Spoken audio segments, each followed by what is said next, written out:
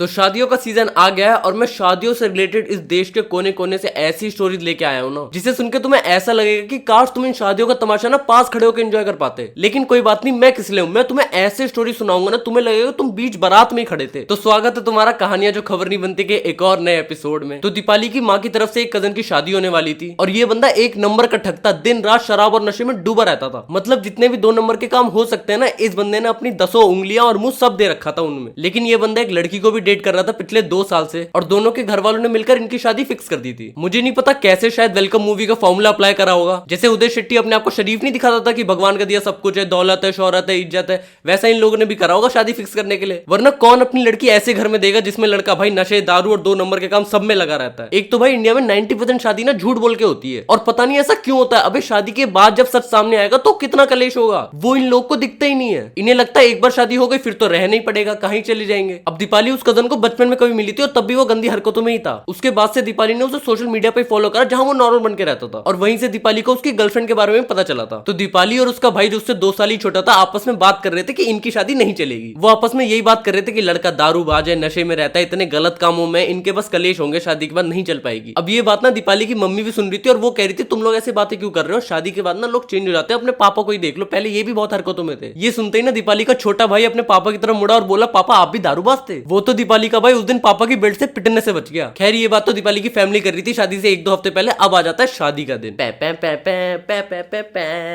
दीपाली और उसकी फैमिली मस्त तैयार वगैरह होकर शादी में पहुंचे। सब कुछ नॉर्मल चल रहा था, कोई खाना ठूस रहा था, कोई 4 बातें दूल्हे पे बना रहा था, कोई 4 बातें दुल्हन पे बना रहा था। जो भी टिपिकल इंडियन शादी में होता है वो हो रहा था। और जिन रिलेटिव्स को दूल्हे की हरकतों के बारे में पता था वो बोल रहे थे यार लड़का हैंडसम लग रहा है, बस नशे में ना हो। और गेस व्हाट, लड़का उस दिन भी नशे करके बैठा था। I don't know why. अरे तुम्हारी शादी हो रही है, इतनी भी क्या तलब कि तुम्हें रुका भी नहीं जा रहा थोड़े टाइम के लिए। तुम शादी की फोटो में पिए हुए आओगे, तुम्हारी आंखें लाल होंगी, ये तो सोच लो। लेकिन नहीं, अपनी शादी में नशा करेंगे हम तो। अब जब सारे रिचुअल्स वगैरह चल रहे थे शादी के तो वो लड़का नशे के चक्कर में बेहोश हो गया। पहले तो सबको लगा क्या पता कुछ सीरियस हो गया हो, क्या पता कमजोरी हो गई हो लड़के को। लेकिन लड़के के दोस्तों को पता था क्या हुआ इसे, आज इसकी बॉडी नशा झेल नहीं पाई। और अब जाके शादी में हुई बिल्कुल अनएक्सपेक्टेड चीज। लड़की को उस टाइम पता चला कि लड़का ऐसा नशेड़ी दारूबाज है और उसने शादी करने से वही मना कर दिया। मतलब लव मैरिज में लड़की को बिल्कुल आइडिया नहीं था कि लड़का नशा वगैरह करता है। 2 नंबर के काम के बारे में तो भाई मैं क्या ही बोलूं, लड़की को पता था या नहीं पता था, लेकिन उसका आशिक नशा वगैरह करता था ये तो लड़की को बिल्कुल नहीं पता था। अब सारे बारातियों को भी हम जैसी हैरानी हुई कि लड़की को 2 साल तक पता कैसे नहीं था ये सब, क्योंकि वो बंदा तो हर वक्त नशा और शराब में रहता था। और इस टाइम तुम लोग और मैं भी बारातियों की तरह ही सोच रहे हैं कि कैसे 2 साल में लड़की को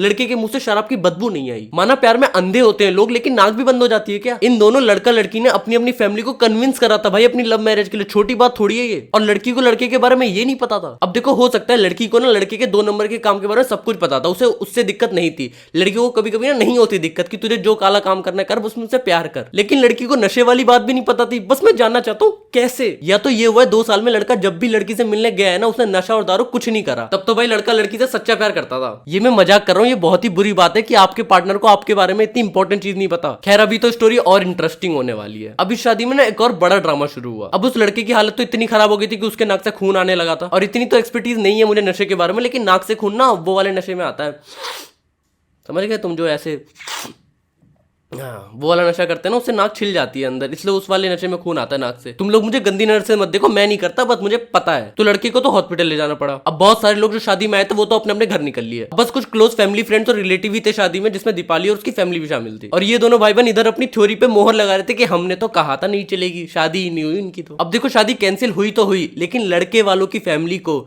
लड़की वालों ने हॉस्टेज बना लिया और उनसे पूरा दहेज वापस लेने की मांग करी। और यहाँ हुआ असली ड्रामा शुरू। लड़की वालों ने बोला हमें चुपचाप हमारा दहेज दे दो, हमें तुमसे कोई लेना देना नहीं रखना। दहेज में फ्रिज, टीवी, एसी, घर का सारा सामान और कैश भी बहुत सारा शामिल था। अब देखो ऑब्वियसली लड़की वालों ने पेमेंट तो पूरी करी थी, अब प्रोडक्ट डैमेज निकल गया तो भाई उनकी गलती थोड़ी, होने तो पूरा रिफंड चाहिए। और पहली बात तो जिस लव मैरिज में दहेज लिया जा रहा है ना उसमें क्या ही लव, तुम तो और घटिया लोग हो। तो अब हुआ क्या कि लड़के के पिताजी ने ना आधा दहेज छुपा दिया था जो उन्हें मिला था, और अपनी फैमिली से भी झूठ बोल रखा था कि लड़की वालों ने तो आधा दहेज ही दिया है अभी, जबकि यहाँ तो लड़की वाले पूरा रिफंड मांग रहे हैं। तो फिर तो ये झूठ सबके सामने आ ही गया, बहस होने लगी वहीं पर सबकी। लड़के की मम्मी लड़के के पापा से पूछ रही थी तुमने बताया क्यों नहीं, आधा पैसा छुपा क्यों रखा था। और यहाँ लड़के का बाप बोल रहा था कि मैंने पैसे इमरजेंसी के लिए रखे थे। और लड़के के पापा के मुंह से ये वाली बात सुनते ही ना लड़की वालों की तरफ से सीधा जवाब आया कि इमरजेंसी के लिए नहीं, तुमने लड़के के नशे के लिए छुपा रखे थे पैसे। पूरे खानदान की इज्जत डूब गई। और वहां दूसरी तरफ लड़के को हॉस्पिटल ले जाने के तुरंत बाद ही होश आ गया था। मैं ना तुम्हें कन्वर्सेशन दिखाता हूँ उस लड़के की डॉक्टर से। डॉक्टर साहब अगर मैं ठीक हो गया हूँ तो जाऊँ, वो ना आज मेरी शादी है। बेटा वो आपकी रिपोर्ट में लिखा है ना, बोलो पेंसिल, आपकी शादी कैंसिल और दहेज भी। तो अब हम आ जाते हैं दूसरी स्टोरी पे, और ये वाली तो उससे भी ज्यादा इंटरेस्टिंग है। इसको सुनते हुए ना तुम्हें अंदर से लगेगा कि काश ये शादी देखने के लिए मिल जाती है एक बार। तो अर्नब भाई के पापा के साइड के एक रिलेटिव के लड़के की शादी थी।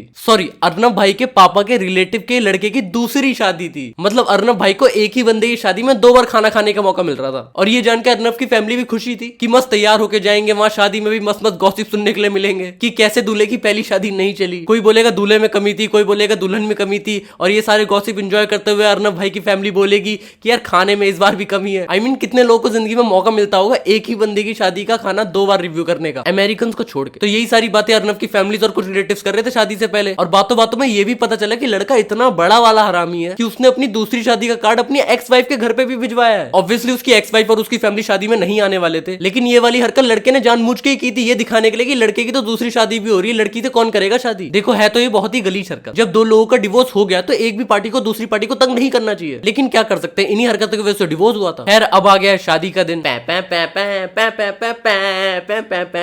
हर शादी में यही करूंगा। तो अर्नब की फैमिली मस्त तैयार होकर लड़के के घर चली गई, वहीं से बारात जानी थी। और वहां जाके माहौल इतना मस्त हो रखा था कि लड़के वाले खुद अपनी पहली शादी के बारे में मजाक उड़ा रहे थे। और फिर थोड़ी देर बाद बाकी लोगों को समझ में आया ये लोग हंसी मजाक कर क्यों रहे थे, क्योंकि लड़के ने सोच रखा था वो अपनी एक्स वाइफ के घर के सामने से बारात लेकर जाएगा और सबसे ज्यादा नाच गाना वहीं रुक के करेगी बारात। जब मैंने ये चीज पढ़ी ना तो मेरा बस एक ही रिएक्शन था कि ऐसे लोगों की ना 2 शादियां तो छोड़ो, एक भी नहीं होनी चाहिए। अरे शादी छोड़ो, इनको किसी की शादी में भी नहीं बुलाना चाहिए। मतलब ऐसी का नफरत और चुल है लड़के में कि वो अपनी एक्स वाइफ का जीना हराम करके ही रहेगा। ये बंदा शांति और खुशी से रहने के लिए डिवोर्स करा था ना, तो रह लो खुश और रहने भी दो ने। इस बंदे की ऐसी हरकत है ना कि कल को इसके बच्चे होंगे ना, वैसे होने तो नहीं चाहिए, लेकिन कल को इसके बच्चे होंगे ना तो ये पहली सेल्फी अपनी एक्स वाइफ को ही भेजेगा खींच के कि इतना सुंदर बच्चा तुमसे तो नहीं हो पाएगा। तो अब सीन क्या, वो बारात निकली मस्त, अर्नब और उसकी फैमिली भी थोड़ा बहुत नाच गाना कर रहे थे और बाकी बारात भी हंसी ठिठोली कर रही थी कि आने दो इसकी एक्स वाइफ का घर, सब खूब नाचेंगे गाएंगे। और ढोल वाले को तो स्पेशल इंस्ट्रक्शन दे रखी थी कि इस घर के सामने सबसे ज्यादा ढोल बजानी है। और डीजे वाले को तो तुम्हें पता ही है कौन सी प्लेलिस्ट बजाने के लिए बोला होगा इन्होंने। तो अब बारात उसके एक्स वाइफ के घर के सामने आके रुक गई। पूरे 15 मिनट तक बैंड बजा, डांस हुआ और लोग तमाशा देखते रहे। लेकिन फिर एक्स वाइफ के भाइयों ने ये सब तमाशा देखा और उनका तो दिमाग घूम गया। अब वो लोग भी थोड़े उल्टे घूमे दिमाग के थे। फिर क्या था, उन्होंने अपने मोहल्ले के लोगों को बुलाया और 1 दर्जन लोग आ गए और सबने मिलकर बारात पे हमला कर दिया। जब मैं ये स्टोरी पढ़ रहा था ना तभी मुझे पता था इस बारात का क्या अंजाम होने वाला है।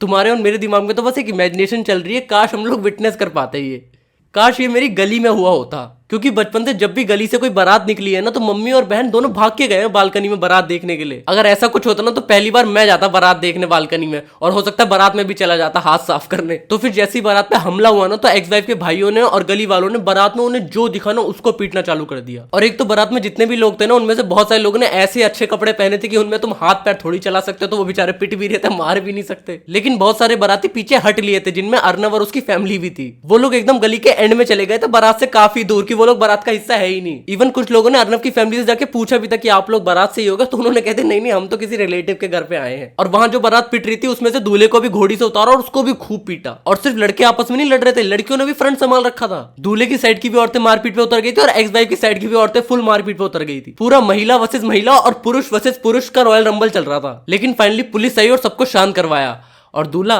भाई वो शादी के मंडप की वजह सीधा हॉस्पिटल पहुंच गया। और वहां लड़की वाले जो इंतजार कर रहे थे उन्हें जब ये सब पता चला तो भाई तो नुकसान तो हुआ ही हुआ और शादी भी टूट गई। जो कि मेरा मानना है ऐसे लड़के से शादी होने से भला भाई तुम्हारा नुकसान हो गया, तुम्हारी जिंदगी बर्बाद होने से तो बच गई लड़की की। क्योंकि यार ये सोचने वाली बात है, इंसान बदले की आग में कितना गिर सकता है। काफी फनी लगती है ये कहानियां सुनने में, लेकिन असली में सोचना तो काफी बड़ा अजीब लगता है जिनके साथ हुआ होता है। तो यार बस ऐसे ही देश के कोने कोने से लाई गई कहानियों को सुनने के लिए देखते रहो कहानियां जो खबर नहीं बनती। तो वीडियो पे खूब सारे लाइक और कमेंट करने के बाद यहाँ पर एक स्टोरी आ रही होगी, उस पर टैप करके उसे सुन लेना। बाय।